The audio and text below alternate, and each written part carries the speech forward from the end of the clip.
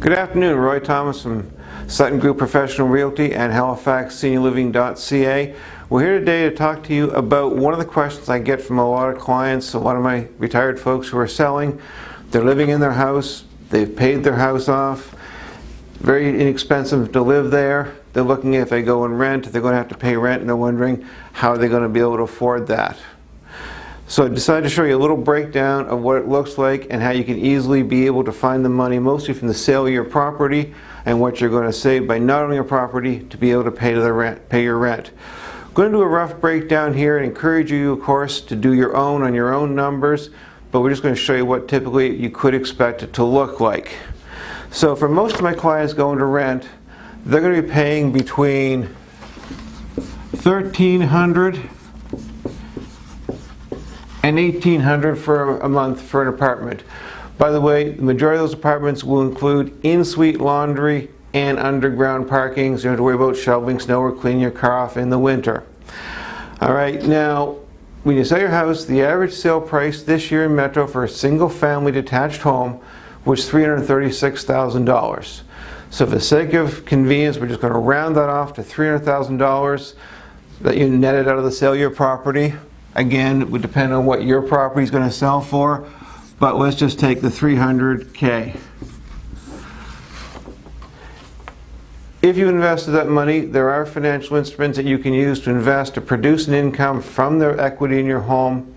They will give you an income monthly of about $500 for every $100,000 you invest. So, from the investment of the money in your house, from a $300,000 house, you're going to have about $1,500 a month in income coming to you each and every month.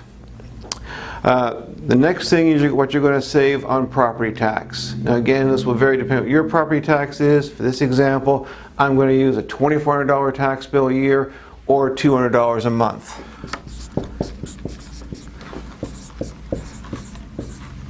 All right. Next, your utilities. Typically in a lot of apartments, your water is included, so you're not going to be paying for that. You simply have to pay for your heat and lights. A lot of cases it's going to be electric heat. And you're going to be a lot of times in a smaller apartment, and a lot of times you have heated walls. You only have one outside wall.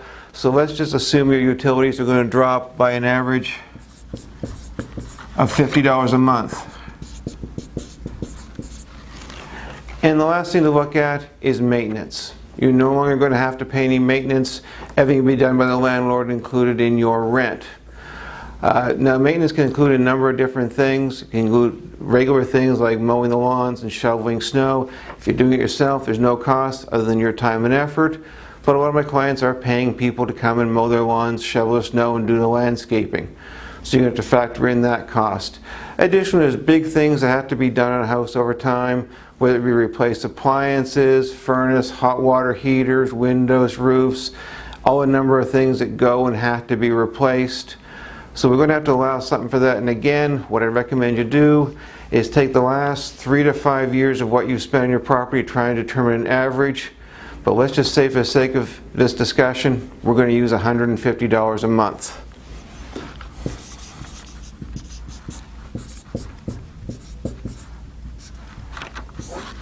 All right, so you looked at and add it all up between what you get from investing the money and what you're going to save on not having to pay to carry the property. You can be looking at around $1,900 a month for rent that's going to be in the range of $1,300 to $1,800. Now, obviously, this is just an example. I encourage you to do your own numbers to see how they're going to work out for you, but I have found for the majority of my clients, the money they're going to receive from this is approximately what they're going to pay in rent. They may have to pay a little of their own pocket, they may make a little bit every month, but generally is a pretty close to a break-even situation. Now, I would encourage you to do your own workup to see how it works for you with your situation and your numbers. And if you'd like to do that, we do have a very handy worksheet called the Rent versus Own worksheet that you can use. You can download a copy of this at no charge. Simply go to www.halifaxseniorliving.ca, click on the link and download it. Or for your convenience, down below this video in the notes, we'll put a direct link. Just click that link, you'll be taken right to the download page to order your copy of the report. If you have any questions after that, please feel free to give me a shout. You can reach me directly at 902-497-3031. Thanks very much for watching. Please don't forget to click the like button and subscribe to the channel so you're notified of all future videos. Thanks very much for watching. Have a great day.